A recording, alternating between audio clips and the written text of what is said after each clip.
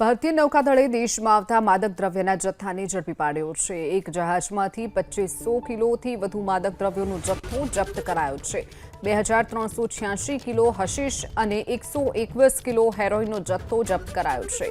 31 માર્ચના પેટ્રોલિંગ દરમિયાન આઈએનએસ તર્કશને માહિતી મળી હતી। માહિતીના આધારે જહાજને અટકાવી અને તપાસ કરતા આ જથ્થો મળી આવ્યો છે। જહાજમાંથી કાર્ગો હોલ્ડ અને કમ્પાર્ટમેન્ટમાં આ જથ્થો સંગ્રહિત કરવામાં આવ્યો હતો। ડ્રગ્સનો જથ્થો મળી આવ્યો છે। મોટા પ્રમાણમાં 2500 કિલોથી પણ વધુનો માદક દ્રવ્યોનો જથ્થો જપ્ત કરાયો છે। 2386 કિલો હશીશ અને 121 કિલો હેરોઇનનો જથ્થો જપ્ત કરવામાં આવ્યો છે। ભારતીય નૌકાદળે દેશમાં આવતા માદક દ્રવ્યના જથ્થાને ઝડપી પાડ્યો।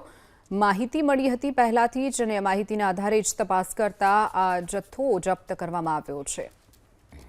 ભારતીય નૌકાદળે દેશમાં આવતા માદક દ્રવ્યના જથ્થાને ઝડપી પાડ્યો છે। એક જહાજમાંથી 2500 કિલોથી વધુ માદક દ્રવ્યોનો જથ્થો જપ્ત કરાયો છે।